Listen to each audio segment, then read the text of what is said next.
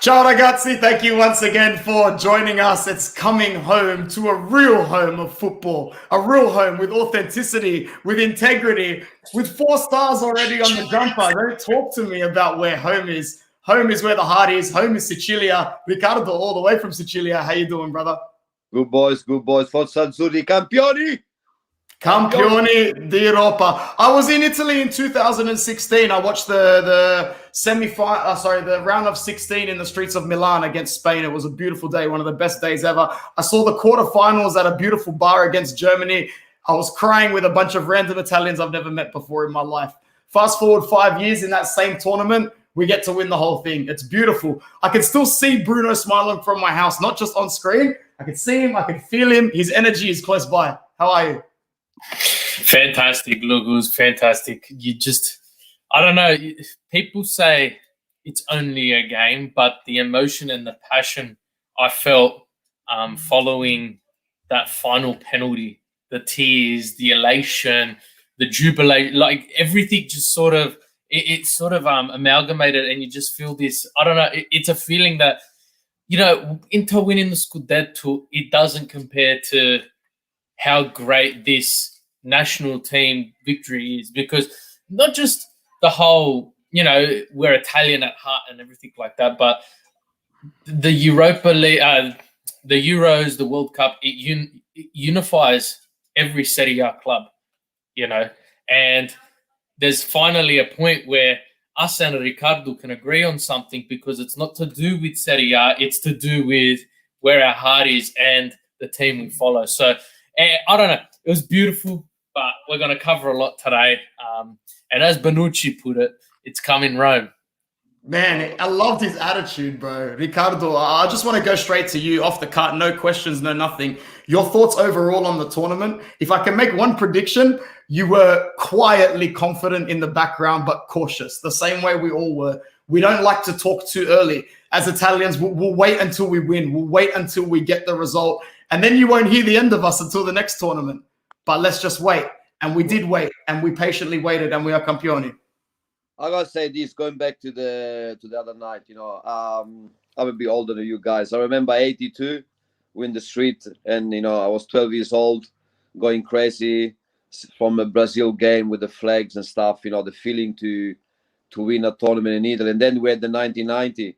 We cry. We went to the street, and then we cried with Argentina. Then we had the 94. Cry even more. Forever again. Then I moved to Australia. 96, I moved to Australia. So most of the tournament I watched it from Australia, and there was no any luck. Then 2006, I was in Berlin. I was lucky to see the Italy win in Berlin, but I was in the street in Italy. And this time, I gotta say, I got my family up. I got my little one here, 6 years old, and until 2 o'clock in the morning in the street with her.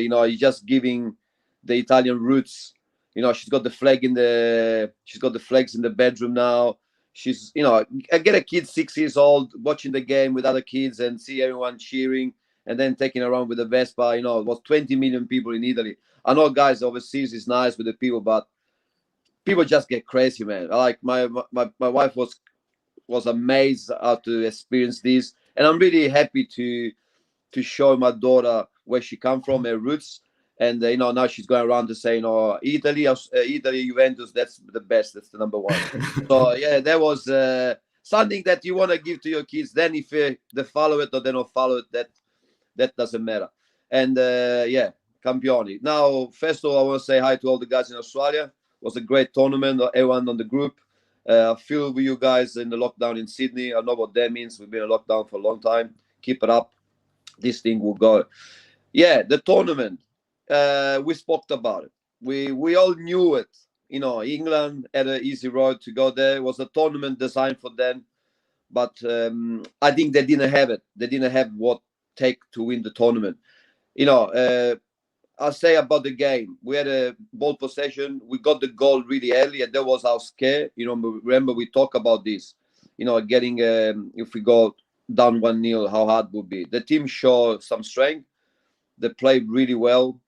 And, the goal come from Bonucci. Doesn't matter. Bonucci, Mobile, Chiesa. Doesn't matter who score. It's an Italian guys.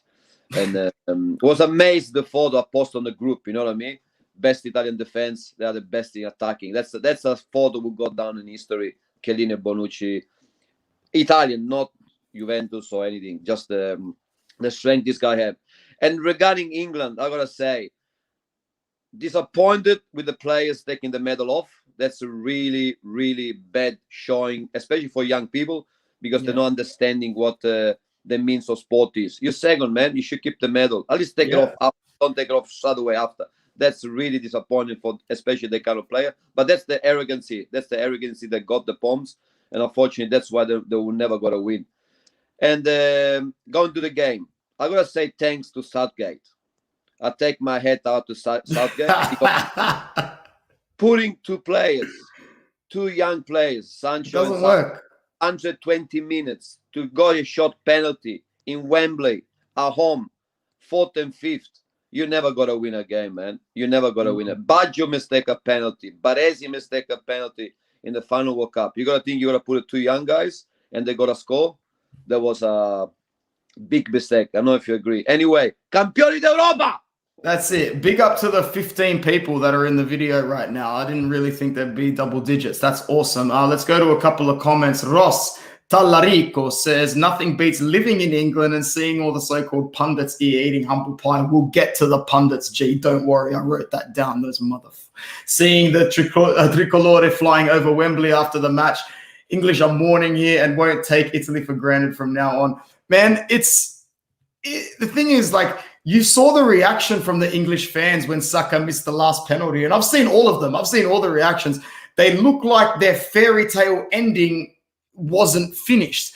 And that's the realism that I'm talking about and the arrogance Ricardo is talking about. You don't jump around after the first game of the tournament and think that you're going to win this. This tells me that these aren't football fans. They're bandwagon fans. They're piss heads. They go along for party time. They go along for good times.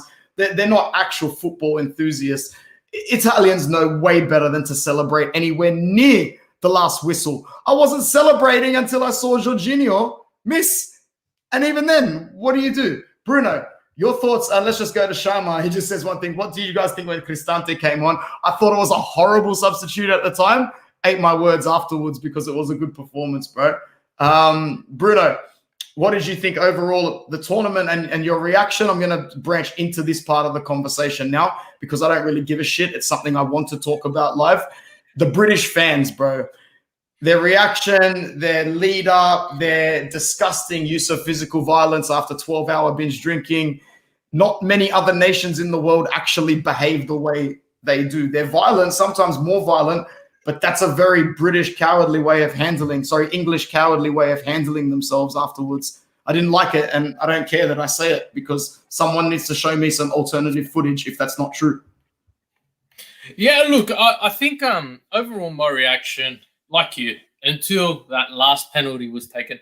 And I think the way Donnarumma handled that last penalty had everyone thinking, what happened?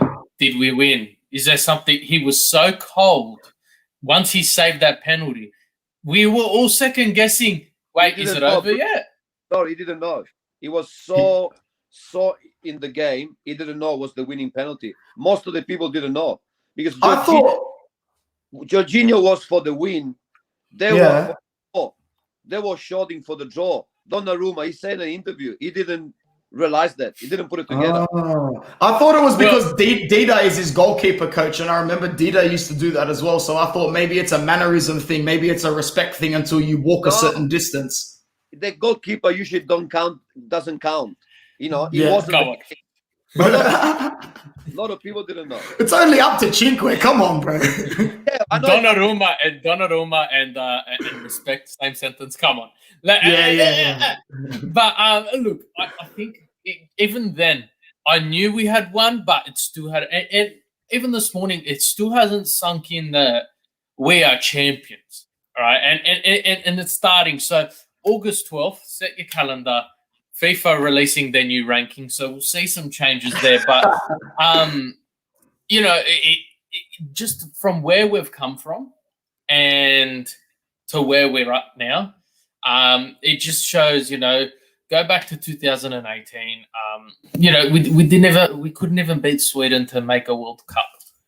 Fast forward, we've beaten Belgium, Spain, and England, 3 teams that are ranked well above us in the rankings as well, to win the Euros. And you know what? Who said Italy can't perform in Europe? Right? I think Mancini has set a blueprint now for a lot of the teams to go back to and say, well, this seems to have worked. A lot of the pundits, Gary Neville, turned around and said, oh, Italy, most of their team is Serie A based and they're slow. They've got a very slow game, whereas England's very Premier League based and we're fast and we move a lot. Well, your team thought they had won it after 2 minutes and they defended. Southgate, like I said when we started a reaction yesterday, he tried to do a Louis van Gaal for the Netherlands in the 2010 or 14 World Cup. They made the final in 10, so maybe you're referring to that. So he tried. I remember, if you remember correctly, he changed the goalkeeper right before the penalty shootouts, and he ended up saving 3. Louis van Gaal. And then Man United ended up signing him and turned to crap. But Southgate tried something different here. In my opinion, you don't bring 2 boys on who are taking 2 decisive kicks in your penalty shootout, and it's their first and only touch of the final. Yes. Right? So it was their first, and you know what? We're calling Sancho and Grealish dark horses for England when it comes to them playing us, and he didn't utilize them until the 120th minute. So did Italy win this? Yes. Did England help Italy win this? Yes. Right. But when it comes to the fans, we live in Australia, and Ricardo, you would know how the Australian fans are like when it comes to all sports. And after the 2006 penalty against Italy, they've had it in for Italians ever since. And this is the one time I have seen Australians support Italy because they cannot stand the way the English were acting. It's something where, Shama hit the nail on the head. It was something different, but reaction-wise, I think what I think is the fans have put too much pressure on the players as well, right? You look at the Italian media. I think this was one of the tournaments, and I haven't seen much of it, but Ricardo said it in our Belgium preview. This is one of the tournaments where the Italian media was hyping the Italian team up. Wasn't that correct? To get the confidence in themselves. But then you look at the pressure that the English fans put on it. Well, England have a phenomenal team. What does this do for the team after a loss like this? They can either regress and go backwards, or they can move forward. We remember they lost to Croatia in the semi-finals of the World Cup. They lost the final of this World Cup. Are they a failure? I don't think so. I think they've done well, right? They've got a good team. Overall, they've got a fantastic team. But penalty selection, Harry Kane taking the first one, there's a million questions you can ask. But at the same time, it's happened. It's over. The fans have started a petition because apparently Chiellini pulling Saka back to stop him from running past him. It's the best professional foul I've ever seen. It's the best professional foul of all time. I'm going to frame that image and put it on my wall. That fall is a decided moment of the game. If a Saka goes, it's on the goal and the game is over. Yeah. And you know what? And I said this to the boys in the chat when it happened. This shows the professionalism of Chiellini. He knows I can risk getting because you see him look up to the defense. He's not the last player.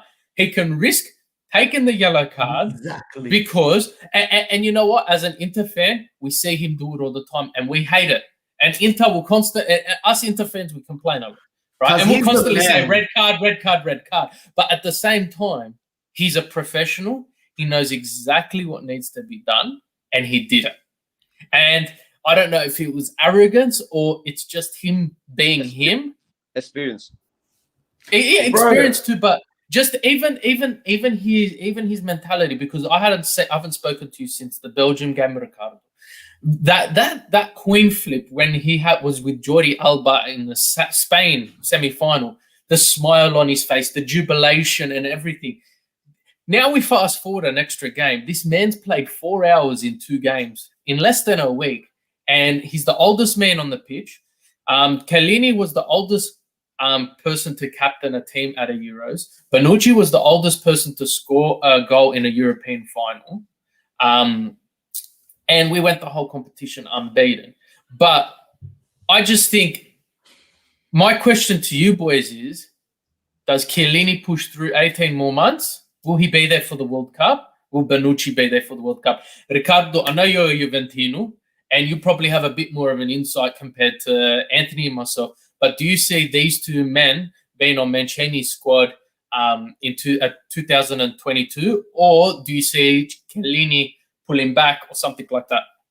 I think, honestly, that's what I've been hearing yesterday on the interview and stuff. I think they will be on the squad, say, in 16 months. Then if they will play or not, I don't know. But yeah, in a short tournament, I don't think if you got 2 players like that fit, in a short tournament fit, not because the Juventini guys, I don't care, but you gotta put it on. I think he will play a lot Bastoni from now on to try growing up.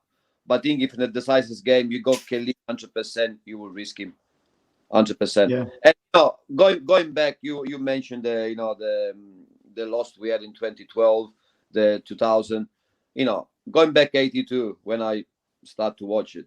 Gentili, Scirea, Cannavaro, Nesta, 2006, Materazzi,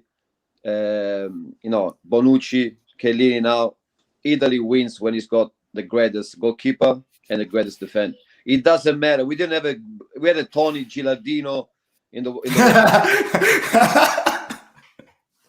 Sorry, man. That's true. It's true. But as soon as you said Gilardino, it's true. I remember. We had Tony Gilardino, Iaquinta, guys. Come Yeah. here. Iaquinta. That's- Could have played it. Doesn't matter. He's a world champion. Take my hat off. Well, Paolo Rossi back in 82. I'm talking about winning team. Then we had a 90. We had a Vialli. We had a Schillaci. You know what I mean? We had a Casiraghi and Baggio. It's the defense is the most important things. And you say about the Chiellini fault. That's experience, man. Everyone can hit the guy. Everyone can. I think Donnarumma was outstanding. Anyway, was outstanding. But I think answer your question, Bruno. I think they will be on the squad if they fit. Yeah, and just on your point on Donnarumma, he's the first ever goalkeeper to win Player of the Tournament at the Euros. And I had this argument with myself when they first gave him the award. But then if you look back at every single one of Italy's games, you might have, Locatelli, who played fantastic one game, your one game players, Spinazzola and stuff like that, where they played fantastic for one game. I think the most consistent player other than Gigi would have been Bonucci that whole time. Bonucci was consistently great the whole time. And when Chiellini got injured, he stepped up and he really led that team. But you look at all of our performances and they showed, the Optus Sport in Australia showed that all of Gigi's saves throughout the competition. There's some against Belgium, some against Spain. And it was just, you don't realize because you look at a goalkeeper and you say, well, that's what they're meant to do. But we're talking about someone who, is in his career's in limbo at the moment. I don't know if anyone's seen anything or heard anything about where he's gone. PSG haven't. PSG apparently, but nothing's 100%. It's very close, bro. They're just waiting. They were waiting for Italy to leave.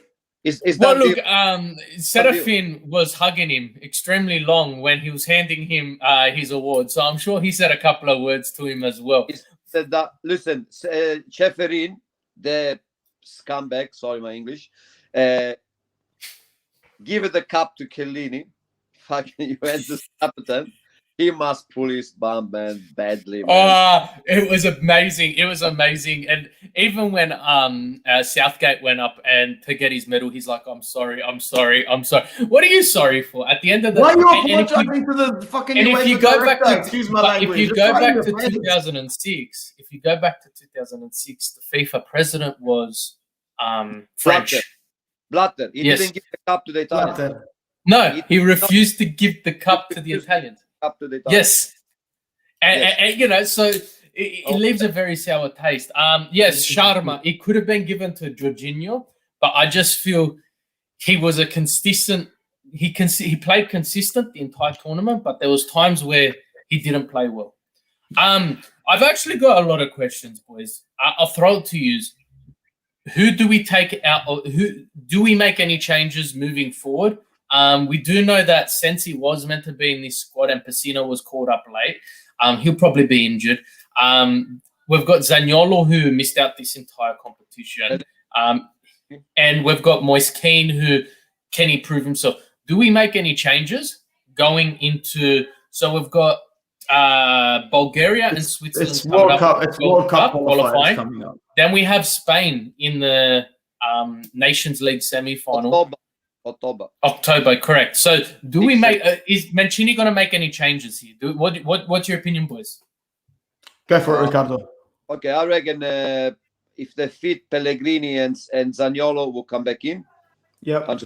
For Castrovillari and Pessina. I hope Keane will step up because it's my hope for the World Cup. But I think Scamacca's got to go. He's got a chance to be there if he improves himself. And I'm actually hoping to have the stadium open and going to Milan to watch the National League. So I'm hoping, but I don't want to say anything. You know what I mean? Hopefully I take my daughter. So that's my wish. But you know, with this COVID, you got to look 1 week at a time. Listen, Bruno, your question it's a good one. Usually don't change a winning team, but I mean, you know, Pellegrini and Zaniolo are part of this team, probably part of the first 11. And I want to say one thing, and you can save this video. Donnarumma, another Gianluigi. You know what I mean? This guy is gonna win the World Cup with Italy. So guys, just get ready. The next 3 World Cup, 1 will be Italian. Man, Bruno and I said over the phone last night, the guy's going to be the best goalkeeper of all time, well before any other goalkeeper was called the best goalkeeper of all time. I just think he's got the world at his feet, and as long as he doesn't bomb it from here, I really don't think he will. He's a natural leader. He's bound to succeed at PSG. I think eventually he comes back to Italy, probably to play for Riccardo's side, but who knows, man. He's shown that he'll go where the money is. There was one thing I wanted to talk about, and I don't need to elaborate on Bruno's question because I would agree with Riccardo. Zaniolo and Pellegrini are the 2 obvious ones for me, as well as Moise Kean coming in as well. Who do you take out for him? I'm not too sure. Take your pick. I think when it comes to Belotti, Immobile, and Insigne, we really saw in this tournament their ceiling for La Nazionale. Like, they're not going to get better for the national team than they were in this tournament. If they couldn't make it work this tournament, they're not going to make it work. Insigne was better than Immobile, but I still really don't think that. I think that their time is up, Ricardo. Yeah, but guys, we got 3 strikers. So you forgot we took Raspadori. It's a striker. Yeah. You can't take Raspadori. No. But you know what I'm hoping is, and most of the time it happened before the big World Cup. I hope this Serie A season will bring someone we don't know. Someone who's not like Spillaci in the 1990. Someone we don't know the name. Some guy to score left and right. And then maybe will be our guy for the World Cup. But again, we showed 2006 and we showed this tournament. We can win without striker. Yeah, fair enough. If you're one of the 11 people still here right now, make sure you like the video. Thanks for tuning in. Thanks for joining us. There's one thing I wanted to talk about because we've got someone who's a little bit older, and I mean that in the most respectful way possible, obviously. Chiellini, for me, I've said this for a long time, Riccardo. I think he's one of the best defenders I've ever seen play. And I'd like to get your opinion as well as Bruno's opinion where exactly Giorgio sits in the tier level of Italian defenders. For me personally, ability and technicality-wise, I've always put him up there right next to Fabio Cannavaro. And I think had he played with slightly better defenders in his back line, in his timeline, like your Nesta, like your Maldini, he might have achieved a little bit more. Now that Giorgio Chiellini's got this Euro 2020 Cup under his belt, I'm ready to put him side by side, if not better, than Cannavaro. For me, in my lifetime, it'll always be Maldini and Nesta. I just slightly missed out on Franco Baresi. I've seen enough and heard enough to know that he is probably one of, if not the best Italian defender. That's just my subjective opinion based on my timeline. Maldini and Nesta go at the top. Chiellini can sit right underneath them, maybe even slightly ahead of Cannavaro. Ricardo, my question to you is very simple. Where does Giorgio sit in the tier list for you? We have the best central defenders in world football history. Rank them. Well, Anthony, it's I started watching soccer from '78, and it was a different soccer. How different players, the different parts of the game. But for me, Scirea it's the elegance of Scirea, the confidence of Gaetano Scirea. It's something. I put him first, and always will be first for me. And then Nesta, Maldini, Cannavaro, Chiellini now. They're all there in the top 5 for sure. But I can't pass what Scirea did. If you watch the '82 World Cup, man, he was. I've seen it enough. It's just, as I said, when you grow up in a different timeline, it's so hard to speak subjectively about other players. It's so hard. Also, it's a different soccer. I say that it's a different football. He used to play libero. Libero doesn't exist anymore. You know what I mean? Because now he won. But the elegance of Scirea when he was going, scoring goal. It's just the Juventini, my age, they really know. Maybe Armando can agree with me because it's my age, and Anthony maybe not Seminara, but I think when you see Scirea, it's like to say Maradona. You know what I mean? You can't. This player is stronger than Maradona, but Maradona was Maradona or Platini. No, but definitely I put on the first 5 Chiellini. That's fantastic. I'm glad to hear it. What about you, Bruno? Look, I can only talk like you. I've been around. I've only been born since 1992, so I haven't seen the great players. But I've been around to see enough of our era.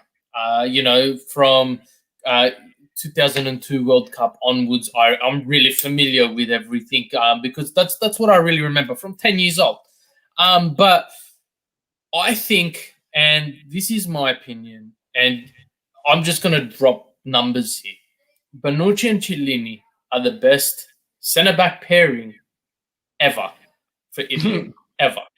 And you might want to argue, but the entire competition, not one defender got past them, was dribbled past them. It's never happened in any international competition ever. Juventus won 9 straight Scudetti. Okay, albeit Bonucci wasn't there for one, but the one constant in all 9 was that Chiellini was there. Now, you tell me what team in the history, not just of Serie A, but of football in modern day Europe has been able to achieve that with the same centre-back pairing. Now, you look at the start of this season, Chiellini was injured. He didn't come back until February. When did Juventus start to pick up momentum? February. So the one season where Chiellini isn't a prominent fixture for Juventus, they don't win the Scudetto. Now, I'm not saying he's the only reason, but there's a correlation. And from what I've seen, Cannavaro, Nesta, Maldini, they always have a special place. But Chiellini just he's a textbook workhorse. And he's just someone who he's got that grinta in him. And when he plays for this badge, it's not so he can impress other teams and make a lot more money when the transfer window comes around. Right? He plays with this badge because it means everything to him. It's every little being. And he's been there for the lowest of the lows with Italy, from losing 4-0 in the final against Spain to, not even making a World Cup. But I just think him and Bonucci as a couple together would probably be one of the best the modern day game seen. Yeah. And I just think there's too many stats to back that up. Now, I don't know if a lot of this record, this 34 win streak, the world record's 35 unbeaten, right? We've got Bulgaria next.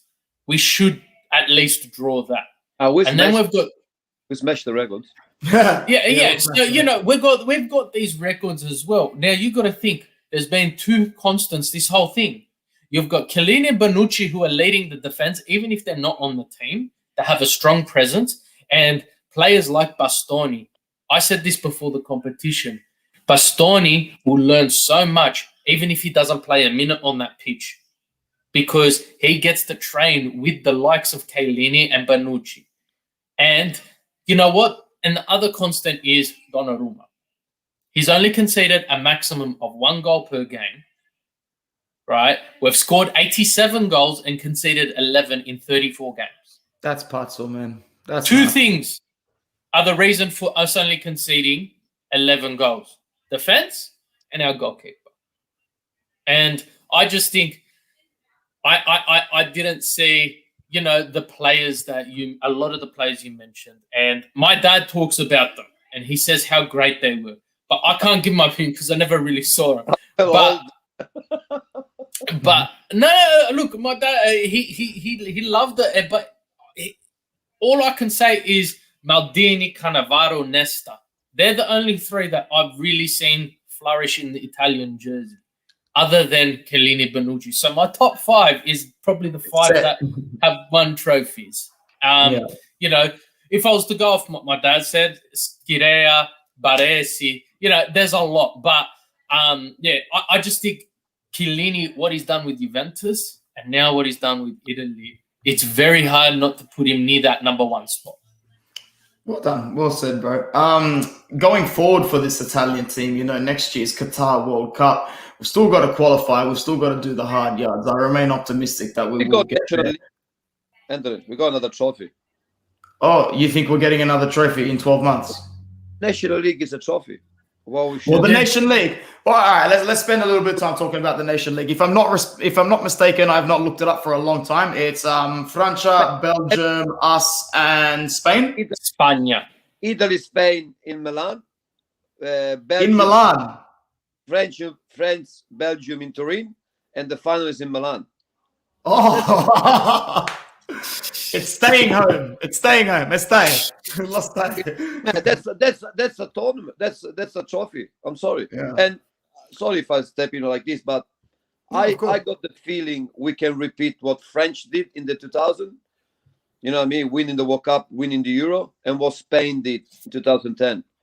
I think we got chance to sweep all the next couple of trophies. Oh, yeah, remember France lost the final at the Euro. They lost it to Portugal. 198. Ah, yeah. And 2000. And then beat 2000 golden goal with Trezeguet. I remember that. 94th minute. Oof. No, there was a golden goal, yeah. And the only time a tournament play a golden goal, so that's a lot of. Will Todd scored the goal in the 94th minute, and then Trezeguet scored the golden goal. We lost the World Cup with Arrigo Sacchi, that is still, you guys, because you know in Italy, goes on the television and talks about Mancini, about Italy. We lost the World Cup with probably the worst Brazilian team in the last 50 years, just to say, you know what I mean? And Spain did in 2010 and then 2012. I don't see why Italy is not going to open. It can't sweep the couple of next National League and World Cup. Why not? Try it. Well, going back to Bruno. You're right. The numbers in soccer, they talk. The numbers, they talk. You know, Bonucci, Chiellini, the number talk. You know, there's nothing I can say. You can say it's not. You know, they're great defenders. They deserve this. Probably the way 100%. Probably the way Chiellini was injured up to February was good for the national team because he come in fresh. Even the way he got injury after the second game, he come out and say, "I'm fine." I come out. I didn't. He was smart enough to, you know what I mean, to not keep playing. He knows his body really well, and then you know he come back from the Austria team and he stays in. I think for the Belgian team and he stays in all the way. That was a smart move. I got people here in the television, guys, because again, you know, in Italy, wanted Bastoni to play the final instead of Chiellini. No. But did they really? In Italia, they still wanted Bastoni to play the final. But, you know, doesn't matter. That's unfortunate journalists. They got the shit under. And, you see, Chiesa, Jorginho, they all injured in the game with England, but they still played. It doesn't matter. There's no tomorrow. for them. That was last game. And now the worst thing is gonna be for the clubs, because usually when you win a trophy, the player that played the trophy and they won it, the next season is gonna be crap. That's a physical thing. So the English side, there will be crap. The Italian side will be even crappier. And going back to the game, I think Grealish, the number 7 of England, that's a top guy, man. That's a top player. Yep. Phenomenal. He is a phenomenal. great player. He's a great player. Great player. Go on, Bruno. Just while you boys were still talking Italy, so I don't know if there's been much talk of it in Italy, but I've seen reports today that Conembu, so the organisers of the Copa America, want to play a one-off game between Italy and Argentina to unify the best of the best. Yeah, sounds like a good opportunity to grab some money. It's definitely a great opportunity to make money, but 100. It's also something which will settle a lot of rivalries, because you've got to think. I've said it the whole competition. The next World Cup will be the 4 semi-finalists. You'll be lucky to have one South American team, because the pedigree of football currently in Europe is just on a different level. But is this something you'd want to see happen in the next off-season between Italy and Argentina? Because you've got to remember the Confederations Cup no longer exists. So that's normally where we'd see this happen, where the winners of they're saying they were saying in January in the States. Yeah, January. Well, there you go. January in the States. Why? It's going to make the most money. But it should be 2 legs game. Yeah, that would be lovely. That would be amazing. But maybe they think it's a better cash grab if you can get it in the States. There should be the winner of the Copa America, and the winner of the Euro, the winner of Africa. There should be a triangolare kind of stuff. But one-off game, yes, let's do Italy, Argentina. I think it's because they think Maradona pass, he plays Argentina, play in Italy and stuff. But go and play in the States. To see Messi come up against this Azzurri side would be a dream come true. That would be absolutely phenomenal, to be honest. Qatar World Cup is Italy Argentina the final. Italy Argentina final. Well, it all depends on the draw, man. As you know, we got to make a lot of clippings of this this recording, because we might be dropping these and we might be calling Ricardo the fortune teller, because he's dropping this and they're not unrealistic. No, they're not. They're not that unrealistic. Now, Biggie says, what happens to the Confederations Cup? I'm pretty sure, it got axed completely. So Confederation Cup was a contractual basis. They did a couple. So it's the winner of Asia, Africa's, South America's, and Europe, as well as the World Cup, were all joining together to do a competition. It's been cut. They've replaced it with the UEFA Club World Cup. They're expanding it. So they're making that, they're including more games into that. I don't know if other teams are coming from across the globe to participate, but I personally was looking forward to the Confederations Cup, and it was only when I was Googling when is it going to be played, because I was really excited to see Italy take this out, because there's no one going to beat them, that I found out that it's been cut altogether. Usually it was the winner and the runner-up from the Euro that made the Confederations Cup, if I remember correctly, because we played the Confederations Cup in 2013 against Spain. Because Spain won the Euros and the World Cup at that time. That's why. Okay, fair enough. Wasn't the Ost team? Sorry? The Ost nation was included. Oh, maybe. Did we host it in 2013? Is that why? But the Ost nation too. In 2009 was South Africa was in, because fair enough. I watched Italy lose the shootout against Spain in a pub in Barcelona, and Bonucci missed the last penalty. I think Italy Argentina, they probably will happen, but the problem, what is the club at the moment, they're not saying anything, because Italy won, all the clubs, but I don't think the club will be happy. Not with the competition with 20 games a season. That's That's not achievable, man. Not achievable. Ricardo, I wanted to ask you: did it feel better winning a final against England? Because we all know, like, the arrogance that comes with the English media and the pundits. Because it's time for me to get to the pundits now. The likes of Gary Neville, the likes of Rio Ferdinand, the reaction afterwards from all over the world. I listened to a lot of Talk Sport, a lot of BBC leading up to this. I don't understand where they get it from. As an Australian through and through, and an Italian second, and having spent very, very little time in my life in Europe, I don't necessarily see where it comes from, apart from the fact that maybe they're really riding on the high of their Premier League getting the most coverage and marketing, and they really do glorify it as the biggest and best league in the world, when we all know it's more like the most entertaining league in the world for different reasons. Did that make a difference for you, man? I sort of wanted your opinion on the whole English fan approach, English punditry approach, man. Well, I think it's always been like this. English Premier League is the most watched. So for them, it's the soccer. That's what they say. They invented soccer. The first game was played in Florence, way before. I thought it was in Scotland after Florence as well. It wasn't even in England first or second. Doesn't matter who invented or not, but I think the fact the English Premier League is the most watched, the most entertainment.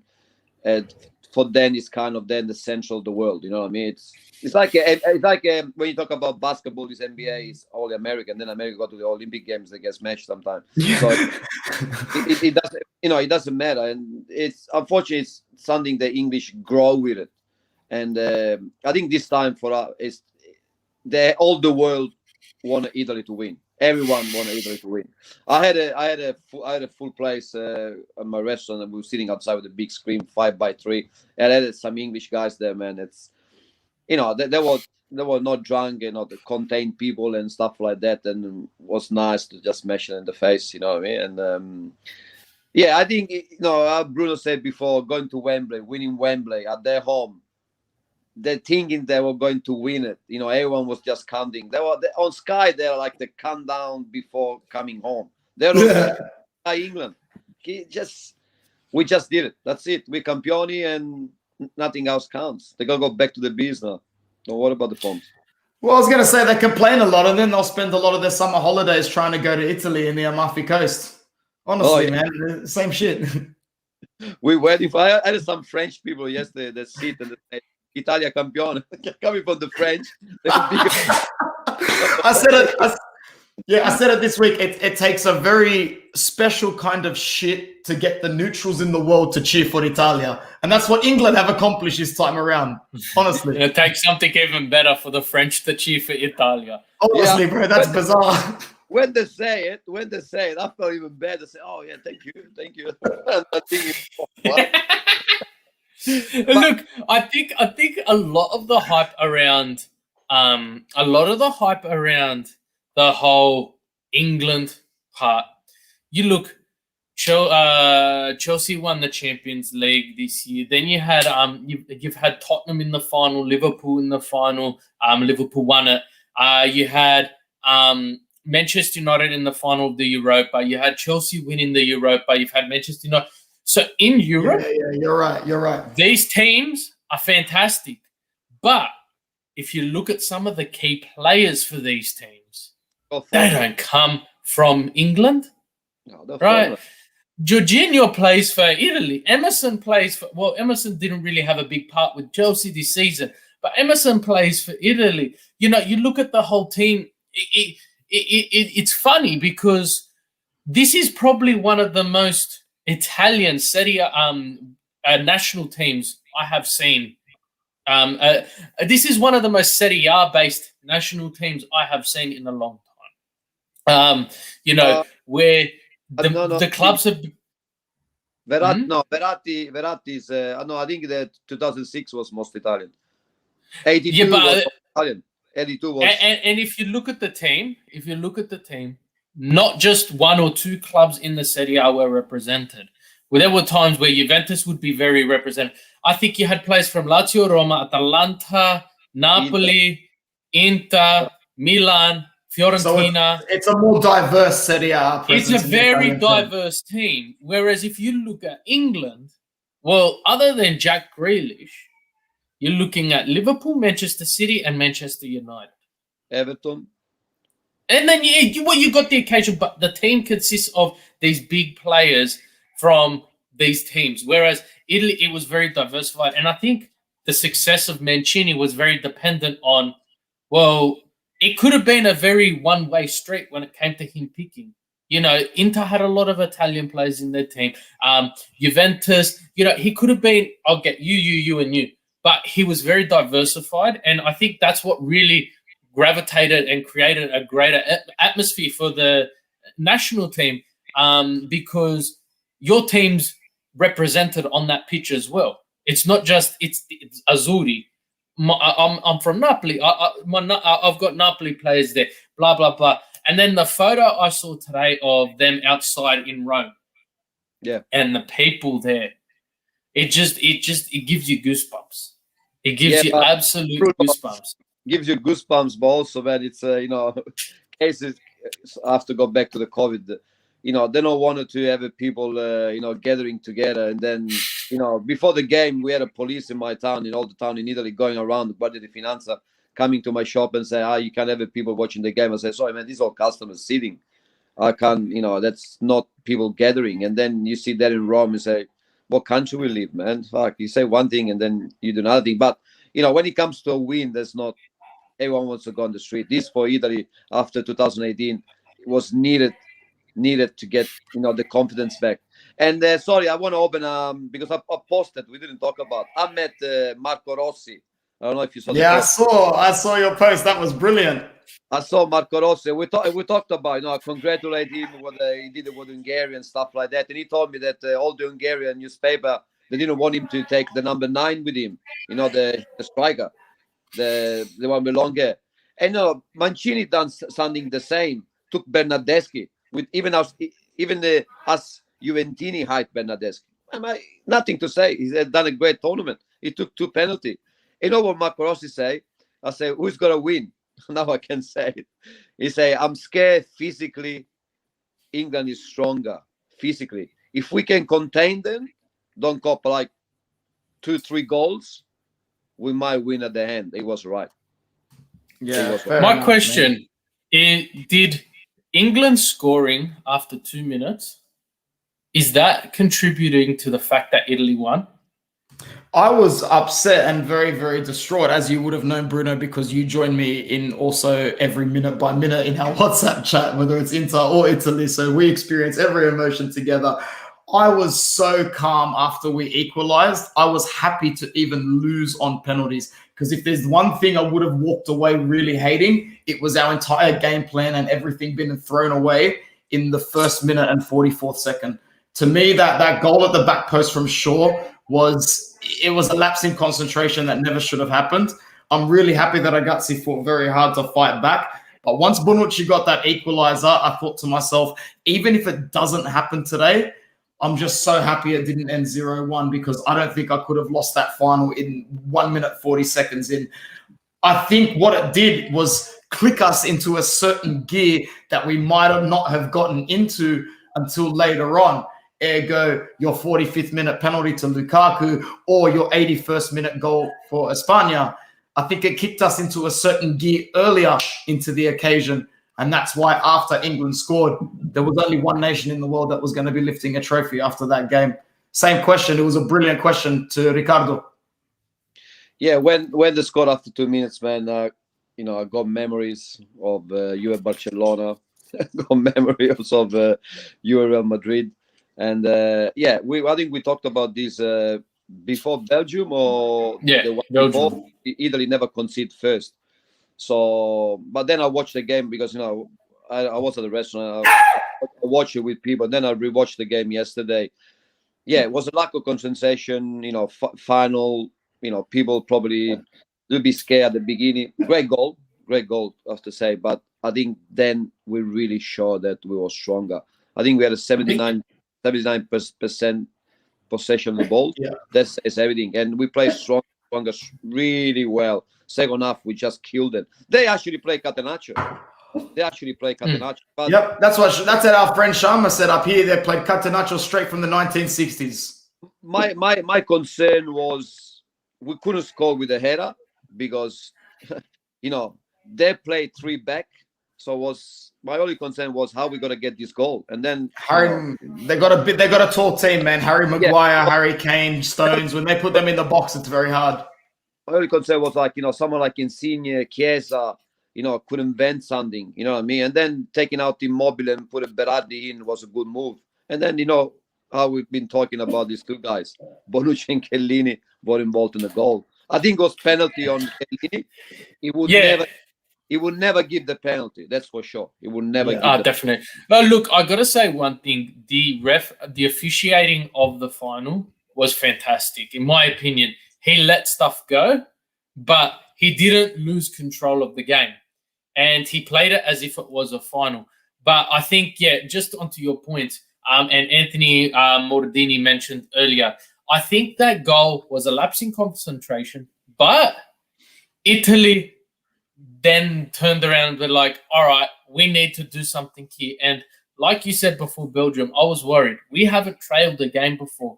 We've got a very young national team, right? Yeah, you've got Bonucci and Chiellini and Immobile and Insigne, but the core of the Italian team are very young, with your Chiesa and Barella, Berardi and so forth. So maturity plays a very big part here, and I just think, it just worked so well as a team. And before the final, I wouldn't have had the confidence you've got, Riccardo. But I do see this Italian team making the final of the World Cup, making the final of the next Euros, because we've got, and I think it was Mark Tyler said in the commentary, he said Italy have 11 players on the pitch, but they've got 11 just as good players who can back up each and every single one of those players there. Amazing. He said, England, we've got 2 players that can step in and slide straight in. The rest, we've got to change the game plan. And they've got 50 million people following. Yeah. All right. I want to wrap this up soon, but I wanted to get a couple of questions out to the boys before it starts, because, the tournament's over. We've done it. We are Campioni. Our players were the best. I'll ask your advice first. Let's do a little bit of a ranking. Our best players for Italy. You want to do top 3, top 5? Is 5 too many? Man, to be honest, I could do a top 10. But Riccardo, what do you think? Top 3 or top 5? What do you want to do? 5. 5? 5. Bruno? Okay. I'll go first. To be honest, it's probably one of the easiest rankings I'll ever do in my life. Not necessarily in order, but there are a lot of players that stood out, but in no particular order. For me personally, my top 5 for this tournament are Federico Chiesa, Leonardo Bonucci, Giorgio Chiellini, Gigio Donnarumma, and you see, if he didn't get injured, it's Spinazzola, 100%. If he didn't get injured, it's Spinazzola. The last one for me is probably going to be Jorginho. If I have to put those in order, I don't think I can very accurately, but I will say this right now the same way I said to Bruno over the phone the other night, even if people don't agree, and I'm not his biggest fan anyway, Leonardo Bonucci is the best player of the tournament for me. He's the best player of the tournament. That's my 5. Bonucci's the best slightly. I just think he played every minute. He overrepresented. I was very happy with the way he played. Riccardo, over to you, man. Your top 5 Euro-winning Azzurri players. Well, just the same of you, but exactly the same people of you. In order, I gotta put it, because I see the soccer. It's what we gotta score, not what we gotta concede, because defending is there for not conceding. I think Chiesa overall is our best player. Is the one that if he grows in the right way, he's the one who's gonna take us to the next level. He's got the grinta, he's got the move. He's angry. He's angry. I remember his father. He's much stronger than his father. He's already better than his father.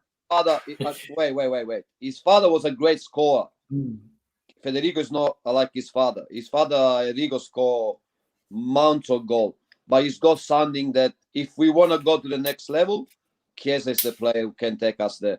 And he had a big 12 months. Then, in order, Donnarumma, Bonucci, Chiellini, Spinazzola, and Jorginho. Beautiful. Well said. Bruno?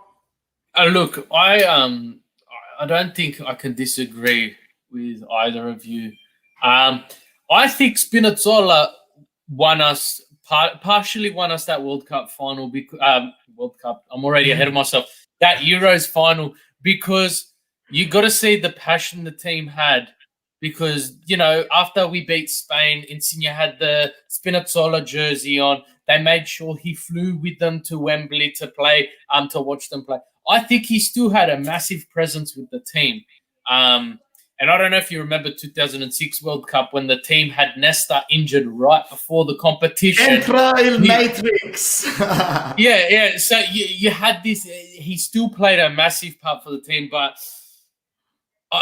defenses are there to. And you know what? I got to agree with Ricardo. Defenses are there to stop goals, and if the defense fails, you've got Donnarumma in goals to stop the goal.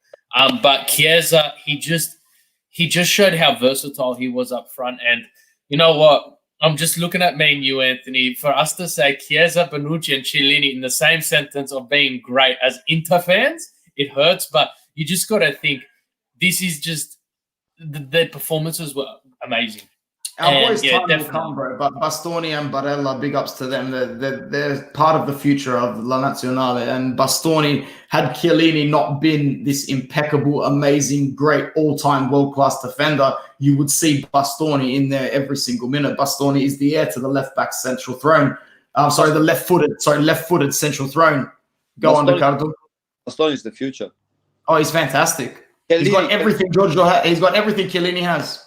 Chiellini started to be great after Terry, so Bastoni's got time, and he's got a monster like Chiellini in front of him. Even Barella, had a great start of the tournament, and then he dropped out. It was really, it's a bit disappointed. Maybe the pressure go on. Maybe he was tired.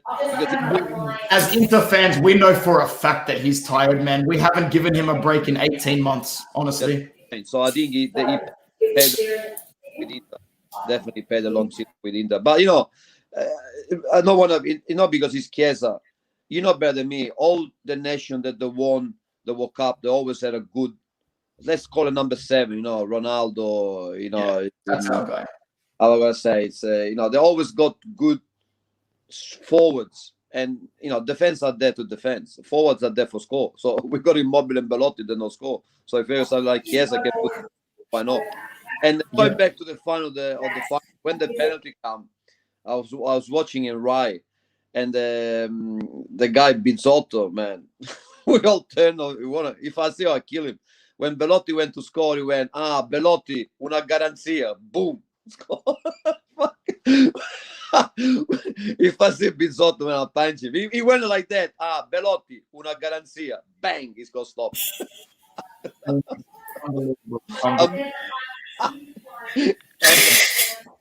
glad. He jinxed in big time. But, all is well that ends well. This show has ended well. The Euro tournament ended well. I feel very blessed at 29 years old to have seen as much success that I have. I've seen Inter win everything that they're able to win. I've seen Italy win 2 major trophies in my life.